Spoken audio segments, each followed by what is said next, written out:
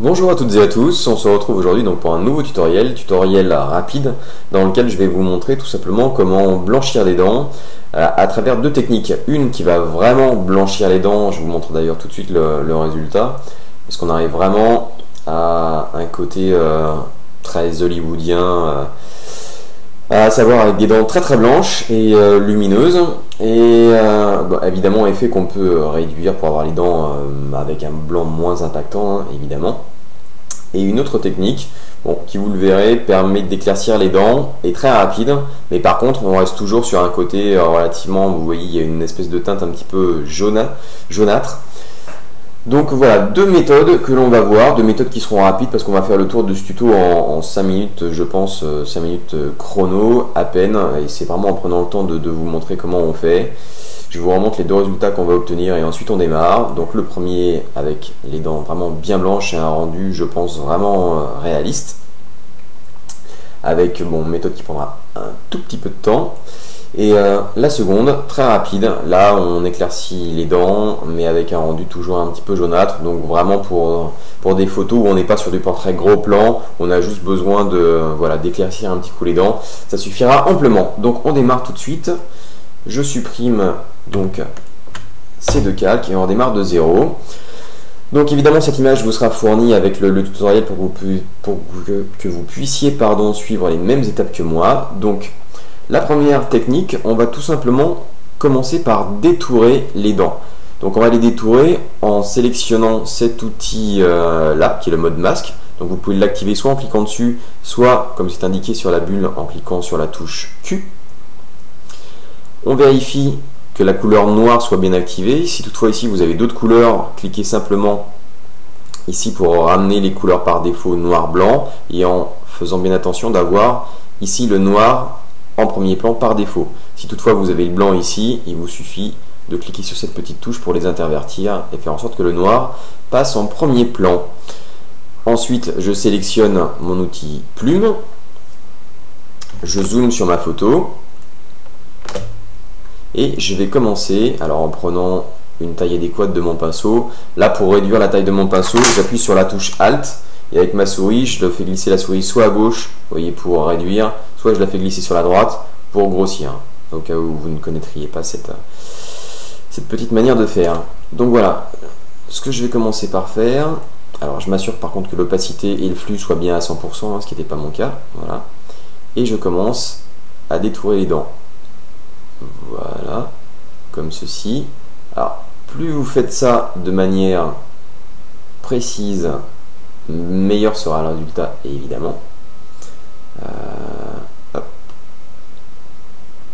Voilà, pour me déplacer dans la photo, j'appuie sur la barre espace et avec le clic gauche de ma souris enfoncée, je la fais glisser sur la gauche et ça décale ma photo. Voilà. Hop, hop, hop. Voilà, donc on se fait toutes les dents comme ceci. Je vais même aller chercher celle du fond. Hop. Voilà. Alors moi je travaille à la souris, peut-être que vous travaillez. Là vous voyez, quand on déborde comme ça, tout simplement, vous repassez en couleur premier plan blanc et vous repassez sur ce que vous venez de faire. Et voilà. Vous effacez les débordements. Je repasse en noir. Hop. Voilà, donc c'est la partie un petit peu fastidieuse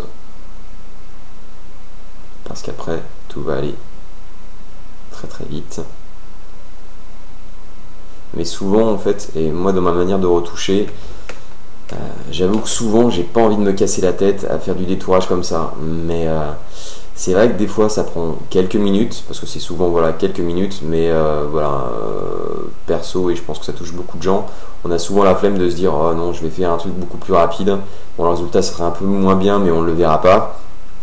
Donc là vous voyez, j'agrossis la taille de mon pinceau et je peins tout l'intérieur. Donc pour reprendre ce que je disais, oui, des fois on se laisse aller à la facilité à faire des retouches basiques sans faire de détourage en se disant bon, les gens vont pas voir, etc. mais c'est toujours bien de commencer à vous entraîner dès le début en faisant les choses proprement de cette manière-là, parce que si un jour voilà, votre business se développe vraiment et que vous avez la possibilité de vendre vos clichés, qu'on vous les demande dans des tailles vraiment grandes, etc., et que vous n'avez jamais été habitué à vous donner un petit peu de peine au niveau des retouches, eh bien, ça sera très très dur de vous y mettre plus tard. Donc autant commencer de la bonne manière et de vous apprendre à faire les choses proprement en faisant des détourages à chaque fois, que c'est vraiment la meilleure manière pour obtenir des résultats qui sont qualitatifs de près comme de loin, évidemment. Voilà, je rabaisse ici la taille de mon pinceau parce que je vois que j'ai vraiment fait du travail de cochon. Voilà, je repasse en blanc ici parce que j'ai débordé un petit peu. Bon, puis on va s'arrêter là parce que c'est pas un cours pour apprendre à faire des masques. Donc une fois que ma sélection est faite, je dézoome, je désactive le mode masque. Donc ça me crée une sélection. Je vais l'inverser en faisant CTRL ou commande SHIFT I. Je duplique le calque. Donc là j'étais sur un calque, moi par défaut je suis sur des calques dynamiques. Je vais simplement le pixeliser, pour vous ça n'a aucune différence, voilà, je le pixelise. Et j'appuie sur la touche ici de masque. Donc ça me crée un masque ici avec comme sélection mes dents. Et sur ce nouveau calque avec ce masque, je vais appliquer un calque de teinte saturation. Donc je clique sur le calque de teinte saturation et là je vais tout simplement baisser. Alors avant, excusez-moi, je vais cliquer sur cette petite icône qui vous permet en fait d'appliquer l'effet uniquement sur le calque inférieur, parce que si vous laissez, voilà, je l'enlève, si vous laissez ce calque de couleur saturation au-dessus de tous les calques précédents, dès que vous allez agir, par exemple là, hop, si j'agis sur le curseur, ça va toucher tous les calques qui se trouvent en dessous. Alors moi ce que je veux, c'est uniquement affecter le calque du dessous parce que c'est lui qui a le masque. Donc j'appuie sur cette petite icône, la petite flèche vers le bas, et là je vais tout simplement baisser la saturation et augmenter la luminosité. Alors après vous le faites en fonction de votre jugement personnel, c'est-à-dire si vous trouvez que c'est trop blanc, vous réduisez un petit peu la luminosité. Si au contraire vous voulez vraiment avoir un effet comme on le voit dans les séries américaines avec les acteurs américains qui ont les dents plus blanches que blanches, vous pouvez voilà, pousser le curseur. C'est à vous de voir. Et ce que l'on peut faire à la fin, lorsque vous avez obtenu ce résultat plus blanc, pour ramener un peu de réalisme, vous vous repositionnez sur le calque. Donc vous assurez d'avoir votre brosse sélectionnée. Vous baissez soit l'opacité ou le flux. Moi je sais que par habitude, je joue plutôt avec le flux qu'avec l'opacité. Voilà, on va le baisser par exemple à 25%. Là, vous voyez que votre sélection, elle est en blanche. Tout ce qui est blanc, c'est ce qui laisse passer. En fait, c'est ce qui permet de voir ce qu'il y a sur l'image qui figure sous ce calque. Donc là, vous allez simplement donc sélectionner la couleur noire pour dissimuler une partie de votre masque. Et vous allez donc grossir la taille de votre pinceau et juste passer un petit coup de pinceau sur les deux extrémités, vous voyez, comme ceci.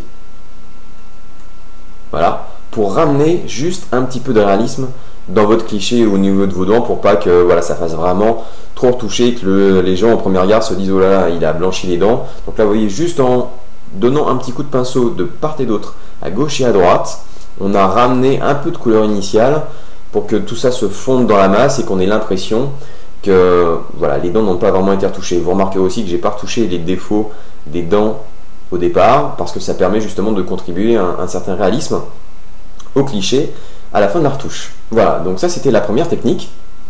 Donc je vais mettre tout ça dans un groupe. Je sélectionne les deux calques en faisant Shift et appuyer et en sélectionnant les deux calques. Je fais CTRL G pour les mettre directement dans un groupe. Et voilà, je vais l'appeler technique saturation, par exemple, on s'en fout. Et je la désactive. Maintenant, je vais vous montrer une deuxième manière de faire, beaucoup plus rapide. Donc, votre calque initial, votre calque d'arrière-plan, d'ailleurs, je vais pixeliser au passage, voilà. Encore une fois, ce qui n'a aucune incidence sur cette retouche. Donc, votre calque d'arrière-plan sélectionné, vous allez cliquer sur l'icône de nouveau calque en maintenant la touche Alt enfoncée. Ce qui va, une fois le clic fait, vous ouvrir une nouvelle boîte de dialogue. Et cette boîte de dialogue, donc, vous allez la remplir de la manière suivante. Vous allez choisir mode incrustation ou lumière tamisée. Je vous explique la différence entre les deux. Tout ce que vous allez faire en mode de fusion incrustation sera un petit peu plus fort, un petit peu plus péchu, un petit peu plus violent. Donc lumière tamisée en comparaison, ça va être beaucoup plus léger, beaucoup plus doux. Donc après, à vous de choisir. Moi, je préfère travailler en incrustation et réduire l'opacité ou le flux et ensuite jouer sur l'opacité du nouveau calque créé. Donc après, vous faites comme vous voulez. Donc là, pour l'exemple, je vais passer en mode incrustation et vous sélectionnez couleur neutre pour le mode incrustation 50% gris. Vous cliquez sur OK. Vous avez un nouveau calque donc, qui apparaît, qui est rempli de gris à 50%. Donc vous allez peindre sur ce nouveau calque. Vous allez peindre avec un pinceau qui lui sera en mode de fusion éclaircir, avec la couleur blanche sélectionnée en premier plan. Et là par contre vous allez fortement réduire le flux ou l'opacité, ça dépend sur quoi vous travaillez. Moi encore une fois je le répète, je travaille sur le flux parce que je l'ai vraiment énormément baissé parce que c'est vrai que l'impact peut être assez fort. D'ailleurs, je vous montre tout de suite. Donc, on va réduire un peu la taille de ma brosse pour pas dépasser partout. Et donc là, vous commencez à peindre, vous voyez, voilà, sur les dents. Alors là, vous voyez qu'on peut se permettre de le faire grossièrement. J'ai une plume de pinceau qui est assez large. Même si je déborde, ça se voit pas des masses. Vous voyez, hop, hop. Voilà. Donc, vous voyez, on a un résultat, de nouveau, où les dents sont quand même largement mieux, bien plus blanche, mais par contre on est plus sur du voilà, il y a vraiment quand même une grosse nuance jaunâtre qui perdure dans cette retouche. Donc là on était super vite. C'est vrai que si vous n'avez pas de temps, là un coup de pinceau sur les dents et c'est fait. Donc c'est vrai que si vous n'êtes pas sur une photo de gros plan où les dents ont une importance vraiment vraiment une importance. Par exemple, une photo beauty où là on est vraiment sur une partie du visage en très gros plan, là il faut vraiment faire attention à la manière dont on retouche les dents. Si c'est une photo de portrait lambda ou voire même de plan américain où on voit juste un petit peu les dents, effectivement vous pouvez largement faire avec cette méthode, ça sera amplement suffisant. Voilà, donc je vous montre le résultat. Et après encore une fois, si vous trouvez que c'est trop prononcé, vous pouvez jouer sur l'opacité ici du calque, le diminuer ou le remettre à fond, c'est comme vous voulez. Voilà, donc on a vu ces deux techniques, donc je vous remonte les résultats finaux. Cette technique